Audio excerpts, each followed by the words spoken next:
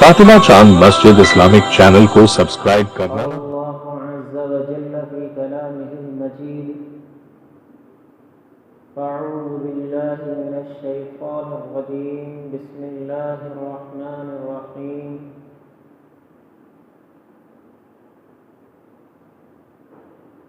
उलाइका अल्लज़ीना इम्तहना अल्लाहु क़ुलूबहुम लित्तक़वा लहुम मग़फ़िरतुन व अज्रुन अज़ीम। قال النبي صلى الله عليه وسلم لو كان بعدي نبي لكان عمر. وفي مقام آخر اللهم أعز الإسلام بعمرين أي عمر بن الخطاب وعمر بن الهشام او كما قال علیہ الصلاۃ والتسلیم۔ انتہائی قابل قدر بزرگان دین اور اسلامی نوجوان بھائی،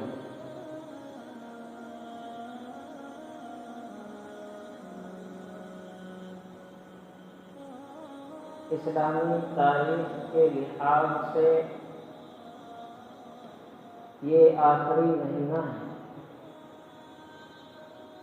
اور اس مہینے کی آج 28 تاریخ ہے،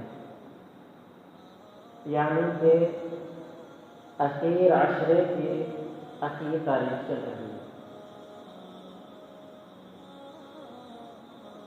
اللہ تعالیٰ کی مشیت سے ممکن ہے کہ کل محرم الحرام کا چاند نظر آئے یا اس کے بعد پرسوں کو نظر آئے۔ معزز سامعین نظام، محرم الحرام ایک ایسا مہینہ ہے اور اتنا احترام کا مہینہ ہے کہ جس کے احترام میں اللہ تبارک و تعالی نے بہت سارے واقعات رونما فرمائے ہیں۔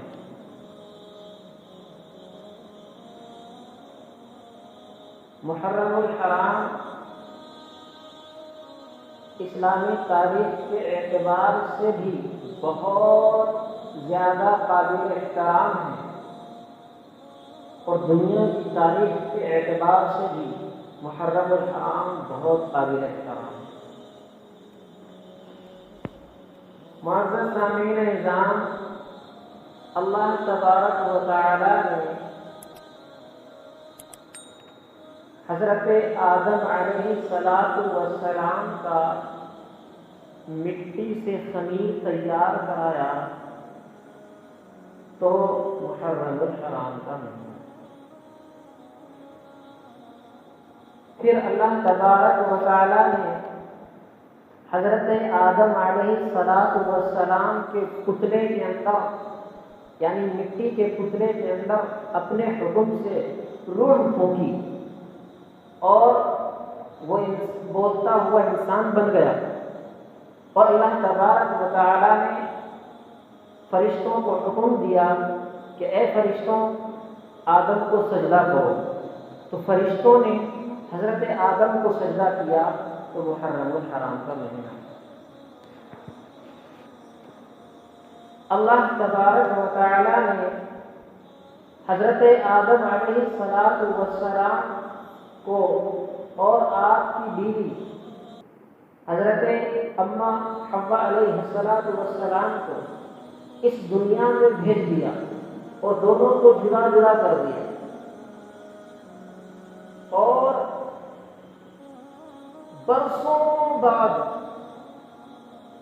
یعنی کہ حضرت آدم علیہ السلام اماں حوا کی جدائی میں اور جنت سے نکالے جانے کی ندامت میں، شرمندگی میں اللہ تعالیٰ کے سامنے اتنا روتے تھے، صبح و شام روتے تھے، دن رات روتے تھے، مفسرین کرام لکھتے ہیں کہ حضرت آدم علیہ السلام اللہ تعالیٰ کے سامنے اتنا روئے ہیں کہ حضرت آدم کی اولاد نسل انسانیت جتنی بھی قیامت تک پیدا ہوگی اگر ساری بیٹھ کر رونے لگ جائے اور وہ روتی رہے تو ان کے آنسو حضرت آدم علیہ السلام کے آنسوؤں کا مقابلہ نہیں کر سکتے۔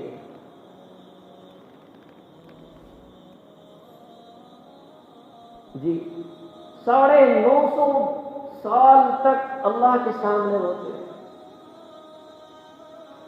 950 سال کے بعد اللہ تعالیٰ نے حضرت آدم علیہ السلام کی دعا کو قبول فرمایا اور اماں حوا سے ملایا، تو یہ محرم الحرام کا مہینہ ہے۔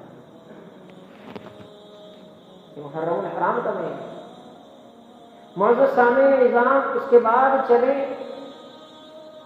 تو اللہ تبارک و تعالیٰ نے قوم نوح پر جب عذاب نازل فرمایا، بارش کا، پانی کا عذاب نازل فرمایا، اور اس طرح نازل فرمایا کہ آسمان سے پانی برستا، زمین سے بھی پانی نکلتا تھا، تو پوری دنیا کے اندر، پورے شہر کے اندر پانی ہی پانی پھیل گیا۔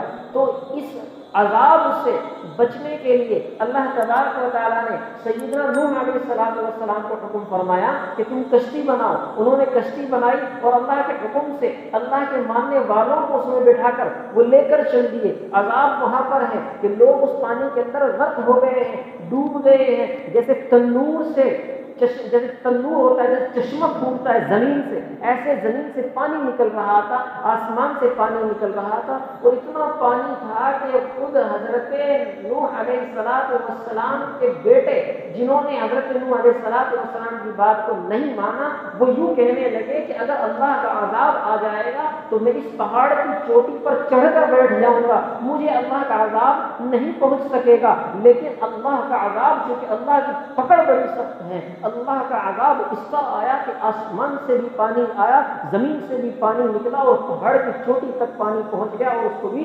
غرق کر دیا، اس کو بھی ڈبو دیا۔ اب حضرت نوح علیہ السلام اپنی کشتی کو لے کر چلتے رہے ہیں، اور جب یہ چلتی رہی برسوں بعد ایک پہاڑی پر پہنچی جس کا نام جبل جودی ہے، اس پہاڑی پر پہنچتی ہے تو وہ بھی محرم الحرام کا مہینہ ہے، 10 محرم الحرام۔ ان کے بعد حضرت یونس علیہ السلام اپنی قوم سے تنگ آ کر، پریشان ہو کر شہر چھوڑ کر چل دیتے ہیں، اور جب شہر چھوڑ کر چل دیتے ہیں تو وہ ساحل سمندر پر پہنچتے ہیں، کشتی میں بیٹھ جاتے ہیں، کشتی سمندر کے درمیان میں آ کر اس کا بیلنس بگڑ جاتا ہے، وہ ٹک نہیں پاتی، تو لوگ جو وہاں پر موجود ہوتے ہیں وہ یہ سمجھتے ہیں کہ اس کشتی کے اندر کوئی ایسا ہے کہ جس سے اس کا رب ناراض ہے، جس کی وجہ سے یہ کشتی لڑک رہی ہے، یہ گرنے کو ہے۔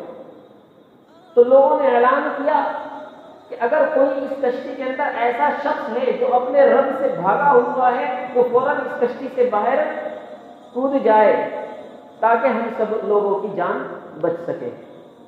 یہ بات کہنا تھی کہ حضرت حضرت یونس علیہ السلام پانی میں کودنے کے لیے تیار ہوئے تو لوگوں نے ان کو پکڑا کہ نہیں، ان کو شکل سے بھی اللہ والے نظر آتے اور واقعات اللہ والے، ایسا ہرگز نہیں ہو سکتا، تم تو اللہ والے، تم نہیں۔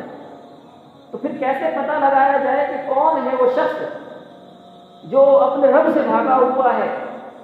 تو قرآن اندازی کی نام لکھے گئے، تو جب بھی نام نکلتا، قرآن اندازی نام ڈالتے تو حضرت یونس کا نام نکلتا۔ 3 مرتبہ جب ایسا ہوا تو فوراً حضرت یونس علیہ السلام نے پانی میں چھلانگ لگا دی، کود گئے۔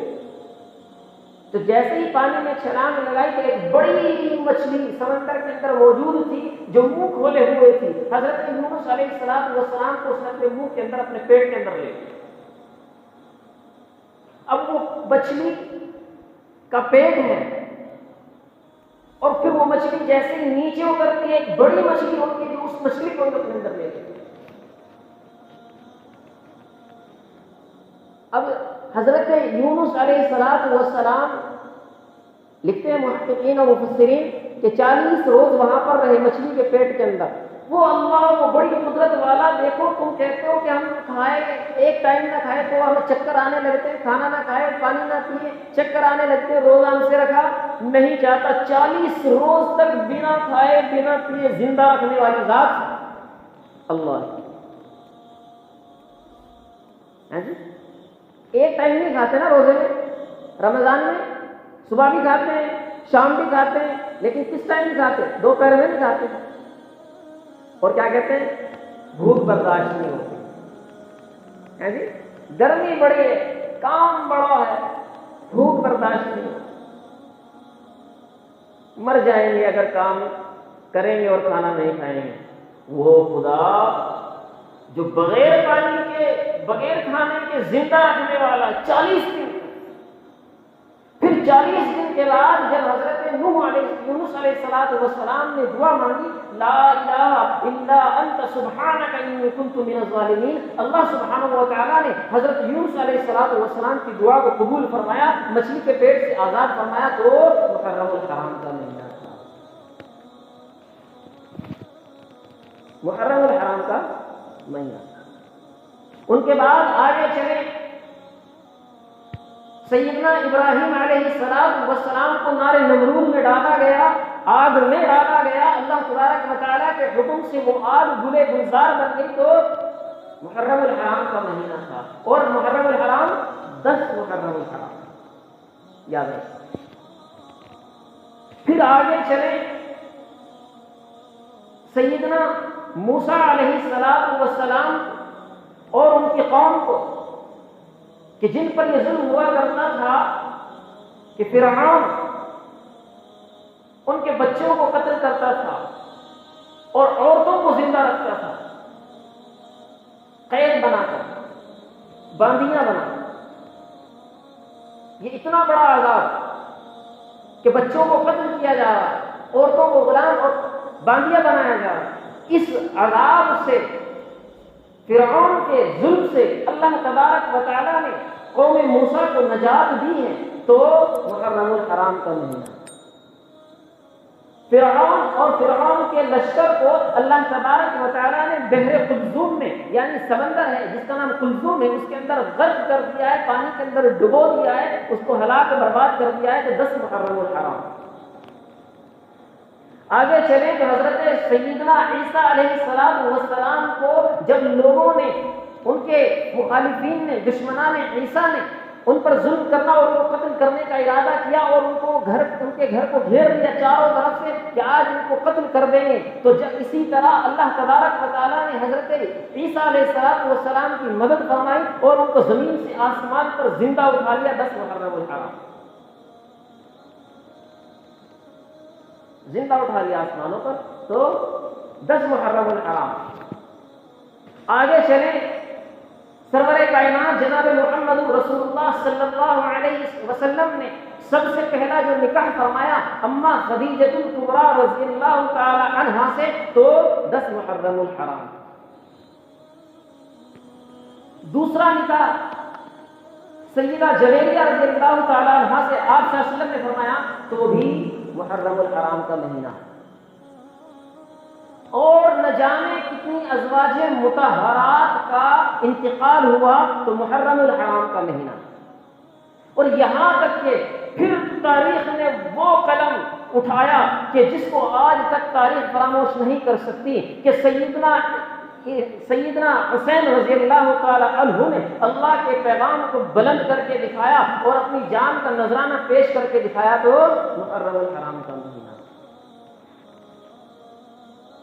تو معزز سامعین نظام، اس سے یہ پتہ چلا کہ یہ مہینہ اللہ تبارک و تعالیٰ کے یہاں کتنا پسندیدہ ہے. اللہ تبارک و تعالیٰ کے یہاں یہ مہینہ کتنا محبوب ہے، کتنا محترم والا مہینہ ہے کہ جتنے بھی آپ نے اسلامی واقعات ابھی سنے ہیں وہ تمام کے تمام محرم الحرام میں واقع ہوئے ہیں. تو بتائیں مجھے ایک آدمی کو صدیوں ظلم سہنے کے بعد اگر نجات ملتی ہے تو اسے خوشی ہوگی کہ غم ہوگا؟ خوشی ہوگی کہ غم ہوگا؟ خوشی ہوگی نا۔ اگر آپ کا بڑا نقصان ہو جائے اور اس نقصان سے بچ جائے تو نقصان سے بچنے کے بعد خوشی ہوگی کہ غم ہوگا؟ خوشی ہوگی۔ یعنی کہ 10 محرم الحرام کو حضرت آدم علیہ السلام کو اماں حوا مل گئی تو حضرت آدم علیہ السلام خوش ہوں گے کہ بولو غم کریں گے؟ بھائی 950 سال کے بعد ان کو ان کی بیوی مل رہی ہے، محترمہ مل رہی ہے، جس کے لیے آنسو بہائے ہیں 950 سال کے بعد 10 محرم الحرام کو، تو وہ خوشی منائیں کہ غم منائیں گے؟ خوشی منائیں گے جی۔ نوح علیہ السلام کو 40 سال کے بعد ان کی پہاڑی پر کشتی جا کر پہنچتی ہے، سفر ختم ہوتا ہے تو وہ خوشی منائیں گے کہ غم منائیں گے؟ تو حضرت آدم علیہ السلام کے لیے 10 محرم الحرام خوشی کا دن، حضرت نوح علیہ السلام کے لیے 10 محرم الحرام خوشی کا دن، حضرت یونس علیہ السلام کے لیے محرم الحرام خوشی کا دن، حضرت ابراہیم علیہ السلام کے لیے 10 محرم الحرام خوشی کا دن، حضرت موسیٰ علیہ السلام کے لیے 10 محرم الحرام خوشی کا دن، حضرت عیسیٰ علیہ السلام کے یہاں 10 محرم الحرام خوشی کا دن، یہاں تک کہ اماں خدیجہ سے پہلا نکاح فرمایا تو نکاح خوشی کا مقام ہے کہ رونے کا مقام ہے؟ نکاح تو اچھی چیز ہے نا، خوشی کی چیز ہے نا۔ حضرت نبی کریم علیہ السلام نے نکاح فرمایا 10 محرم الحرام کو تو آپ علیہ السلام کے یہاں خوشی کا دن، اور حضرت نبی کریم علیہ السلام نے دوسرا نکاح حضرت جویریہ سے فرمایا 10 محرم الحرام کو۔ 10 محرم الحرام حضرت نبی کریم علیہ السلام کے یہاں خوشی کا دن، لیکن اس امت کو ہو کیا گیا ہے؟ یہ امت کہتی ہے کہ 10 محرم الحرام غم کا دن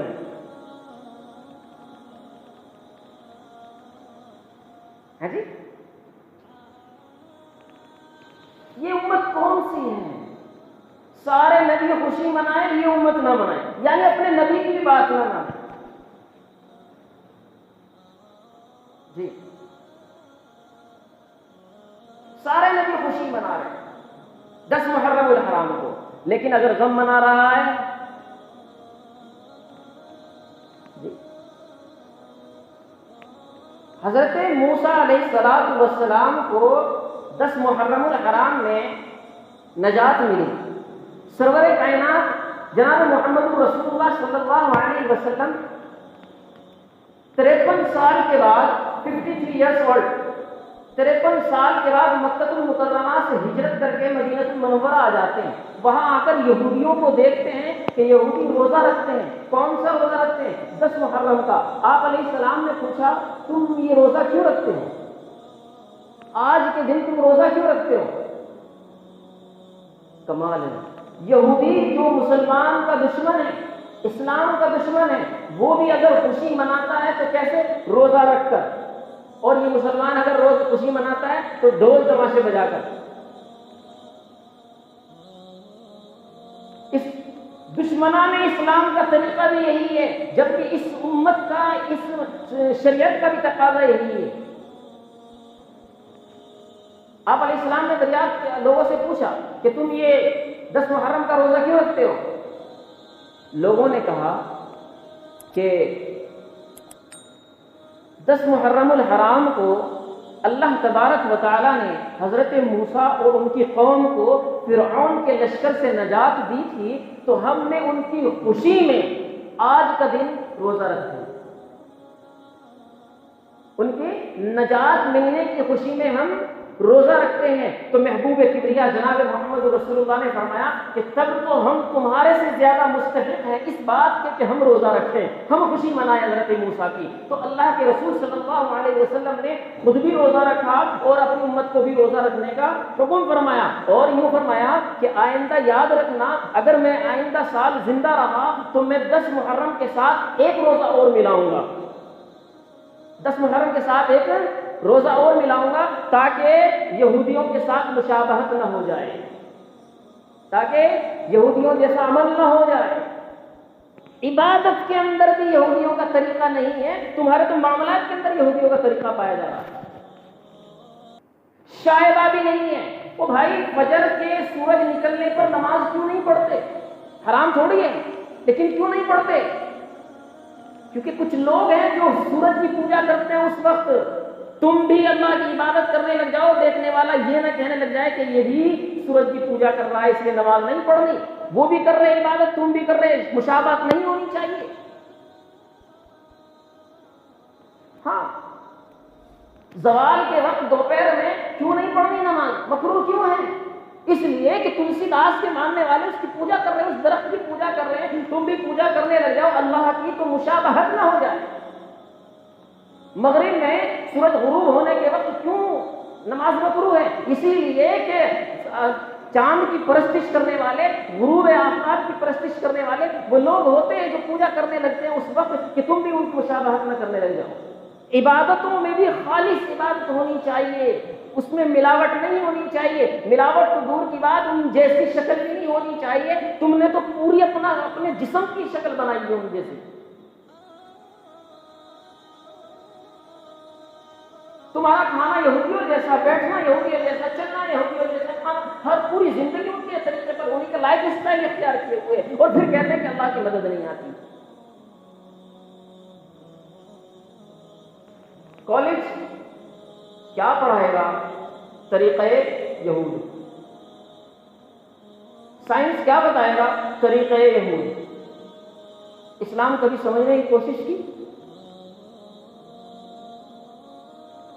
کبھی اس طرف دھیان دیا کہ ہم نے جو 50 سال کی 40 سال کی زندگی برباد کر دی ہے، اسلام کا بھی کوئی تقاضا تھا؟ بہرحال اللہ کے رسول صلی اللہ علیہ وسلم نے فرمایا کہ میں آئندہ اگر حیات رہا، زندہ رہا، تو میں 10 محرم کے ساتھ ایک روزہ اور ملاؤں گا، لیکن خدا کا کرشمہ اور خدا کا کرنا یہ ہوا کہ ربیع الاول، جو اس کے بعد مہینہ 2 مہینے بعد ایک مہینہ آتا ہے ربیع الاول کا، آپ صلی اللہ علیہ وسلم کی وفات ہو گئی، تو دوبارہ محرم الحرام نصیب نہ ہو سکا۔ اسی بات کو مد نظر رکھتے ہوئے فقہاء کرام نے مسئلہ لکھا کہ خالص صرف 10 محرم الحرام کا روزہ رکھنا، خالص ایک دن کا روزہ رکھنا مکروہ ہے۔ کیوں؟ کیونکہ آپ صلی اللہ علیہ وسلم نے فرمایا تھا کہ اگر میں حیات رہا تو اس کے ساتھ ایک روزہ اور ملاؤں گا۔ اس لیے اگر کوئی 10 محرم الحرام میں روزہ رکھنا چاہتا ہے تو اس کے لیے چاہیے کہ یا تو وہ ایک دن پہلے روزہ ملائے یا ایک دن بعد میں روزہ ملائے، یعنی کہ 9 اور 10 کا روزہ رکھے یا پھر 10 اور 11 کا روزہ رکھے، تاکہ نبی کریم صلی اللہ علیہ وسلم کی چاہت پر عمل ہو سکے۔ چاہت پر عمل فرمانے رسول ہے کہ جس شخص نے 10 محرم الحرام کا روزہ رکھا، عاشورہ کا روزہ رکھا، ان یکفر السنۃ التي قبلہ، کہ یہ ایک دن کا روزہ اس کے گزشتہ تمام گناہوں کا کفارہ بن جاتا ہے۔ 10 محرم الحرام۔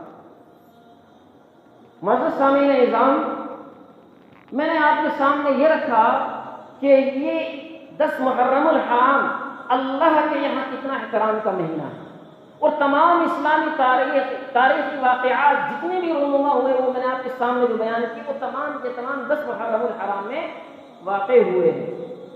تو یہ مہینہ بڑا احترام کا ہے، یہ خرافات سے بچنے کا ہے، یہ بدعتوں سے بچنے کا ہے، گناہوں سے بچنے کا ہے، اپنی زندگی کو اللہ کے حکم کے مطابق اپلائی کرنے کا، منطبق کرنے کا مہینہ ہے۔ ہوتا کیا ہے کہ مہینہ تو اس لیے ہے کہ گناہوں سے بچا جائے، مہینہ تو اس لیے ہے کہ برائیوں سے بچا جائے، مہینہ تو اس لیے ہے کہ اللہ کی نافرمانی سے بچا جائے، لیکن ہو یہ رہا ہے کہ بندہ اسی مہینے میں زیادہ خرافات کر رہا ہے، اسی مہینے میں زیادہ گناہ کر رہا ہے۔ جی ہاں، میں اس واقعے کی طرف بھی جاؤں گا جو ذہن میں آ رہا ہے آپ کے، لیکن آپ سے یہ بتلاتا چلوں، یہ محرم الحرام صرف و صرف ایک واقعے سے مشہور نہیں ہے، یا صرف ایک ہی واقعہ اس کے اندر رونما ہوا ہو، ایسا نہیں ہے۔ میں یا آپ جب بھی محرم کا نام سنتے ہیں تو ذہن میں فوراً یہ آتا ہے کہ ہاں وہی مہینہ جس مہینے میں کربلا کے اندر حضرت حسین کو شہید کر دیا گیا، ہاں وہی مہینہ جس مہینے میں نواسے رسول کا قتل کیا گیا، وہی مہینہ جس میں خاندان رسول کو شہید کر دیا گیا، یہ ذہن میں آتا ہے۔ نہیں لوگوں، اس مہینے کے اندر صرف حضرت حسین کی شہادت نہیں ہوئی ہے، بلکہ پہلی تاریخ سے لے کر 10 اور 11 تک کے واقعات موجود ہیں جن کے اندر شہادتیں موجود ہیں۔ پہلی تاریخ کو، پہلے محرم الحرام کو خلیفہ مسلمین، خلفائے راشدین میں سے سیدنا عمر فاروق رضی اللہ تعالیٰ عنہ کی شہادت ہوئی ہے۔ لیکن یہ چونکہ تاریخ نہیں پڑھتے، ہسٹری آف اسلام نہیں پڑھتے، اسلام سے دور ہے، بس یہ پتا ہے کہ حضرت حسین کی شہادت ہوئی ہے، اس لیے غم کا مہینہ ہے۔ ایک جلیل القدر صحابی، ایک بہت بڑے مقام کا اور بڑے رتبہ رکھنے والے صحابی کی شہادت ہوئی ہے محرم الحرام میں۔ محبوب کبریا جناب محمد رسول اللہ صلی اللہ علیہ وسلم کی بیویوں کا انتقال ہوا ہے محرم الحرام میں۔ تو محرم الحرام صرف اس لیے نہیں ہے کہ سیدنا امام حسین رضی اللہ تعالیٰ عنہ کی شہادت ہوئی، بلکہ اس کے اندر بڑے بڑے واقعات رونما ہوئے ہیں جس سے اس امت کو ابھی تک دور رکھا گیا ہے، پردہ ڈالا گیا ہے۔ کیوں؟ اس لیے کہ واقعات چونکہ یہ تاریخی ہوتے ہیں، اس پر شریعت کے قانون کے کوئی دلائل نہیں ہوتے۔ اب ہر انسان اپنے ذہن کے مطابق، اپنے علم کے مطابق اس سے مطلب اخذ کر لیتا ہے، اس سے مطلب اخذ کر لیتا ہے، اور پھر جو وہ سمجھتا ہے اسی پر عمل کرنے لگتا ہے۔ اب اس کی سمجھ میں صحیح آ رہا ہے کہ غلط آ رہا ہے، اس سے ڈزنٹ میٹر، لیکن وہ اسی پر عمل کرتا ہے۔ اسی لیے نہ جانے اس مہینے کے اندر، محرم الحرام کے اندر، آپ طرح طرح کے لوگوں کو پاؤ گے کہ وہ طرح طرح کے عمل کر رہے ہیں، وہ اپنی اپنی مرضی کے عمل کر رہے ہیں۔ امام حسین رضی اللہ تعالیٰ عنہ کی شہادت اسلام کے بلندی کے لیے، اسلام کے جھنڈے کو بلند کرنے کے لیے، پیغام دینے کے لیے، انسان کی زندگی کو بدلنے کے لیے، انسان کو یہ بتلانے کے لیے ہے کہ تم دنیا میں آئے ہو تو حق کا ساتھ دینا، جھوٹ نہ بولنا، حق نہ چھوڑنا، اسلام کا دامن نہ چھوڑنا۔ لیکن یہ حسین حسین کرتا ہے لیکن حسین کو مانتا نہیں ہے جی، کہتا ہے کہ میں حسینی ہوں لیکن حسین کو ماننے والا نہیں ہوں۔ کیوں؟ حسین نے گردن اس لیے کٹائی تاکہ اللہ کا پیغام عام ہو جائے، تاکہ رہتے دنیا تک یہ پیغام پہنچ جائے کہ ہر انسان کو پتہ لگ جائے کہ اگر حق پر چلو گے تو اللہ تعالیٰ غلبہ دے گا، اگر دنیا کے اندر زندہ رہے تو تم مجاہد رہو گے، اور اگر دنیا سے چلے گئے تو شہادت کا درجہ حاصل کر لو گے۔ لیکن انسان ذرا سے پیسے کے لالچ میں آ کر حق چھوڑ دیتا ہے، سچ چھوڑ دیتا ہے، اسلام کا دامن چھوڑ دیتا ہے، دنیا کے لالچ میں آ کر اسلام سے دور چلا جاتا ہے۔ او میرے بھائیوں، کیا نہیں دیا گیا محبوب کبریا کو؟ تم لوگوں نے یہ کہا محمد تم اپنی بات سے انکار کر دو، اس پورے مکہ شہر کے اندر جتنی عورتیں ہیں، جس عورت سے، جس خاندان کی عورت سے تم شادی کرنا چاہو ہم تمہارے لیے پیش کر دیتے ہیں۔ تم اپنے اس مذہب کا انکار کر دو، اپنی اس بات کا انکار کر دو، جتنی دولتیں کہو گے ہم تمہارے قدموں میں لا کر ڈال دیں گے۔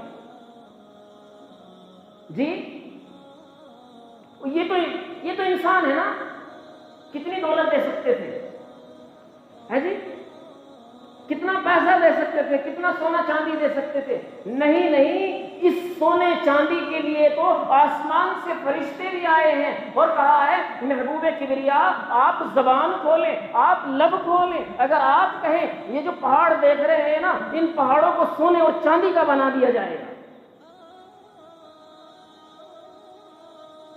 جی یہ جو تم پہاڑ دیکھ رہے ہو احد پہاڑ، اگر کہو تو اس پہاڑ کو سونے چاندی کا بنا دیا جائے، اور صرف یہ نہیں کہ جیسے یہ اب یہاں پر رکا ہوا ہے، جمع ہوا ہے، نہیں، ایسا بنایا جائے گا کہ جہاں جہاں آپ چلیں گے آپ کے ساتھ چلتا ہوا ہوگا۔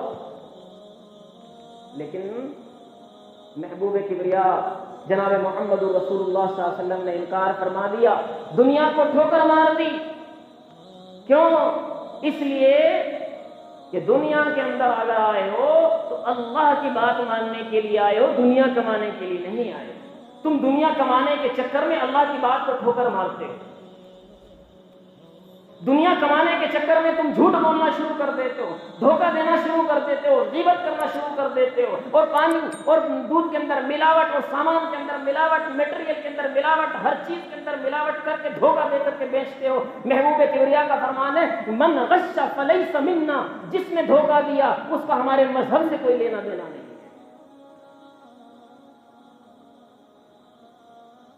دھوکہ دیا کوفہ والوں نے امام حسین رضی اللہ تعالی عنہ کو، دھوکہ دیا کوفہ والوں نے، اس لیے ان کا مذہب اسلام سے کوئی لینا دینا نہیں ہے۔ امام حسین نے حق کا ساتھ دیا، وہ مر کر بھی زندہ ہے۔ کون سی زندگی جی رہے ہو؟ وہ زندگی جیو جانوروں والی زندگی نہیں کہ جانور بھی زمین پر رینگ رہے ہیں، ان کو بھی اللہ تعالیٰ کھانے کو اور پینے کو دے رہا ہے۔ لوگوں ایسی زندگی جیو کہ جانے کے بعد بھی تمہاری زندگی باقی رہے، جانے کے بعد بھی تمہارا نام بلند رہے، جانے کے بعد بھی تمہارا نام زندہ رہے اور تمہارا نام زندوں میں شمار رہے۔ اللہ تعالیٰ سے دعا ہے کہ جو کچھ کہا ہے اس میں کمی کوتاہی اس کو درگزر فرمائے، اور جو درست کہا ہے اس پر عمل کرنے کی توفیق نصیب فرمائے۔ واخر دعوانا الحمد للہ رب العالمین۔ یہ نظرات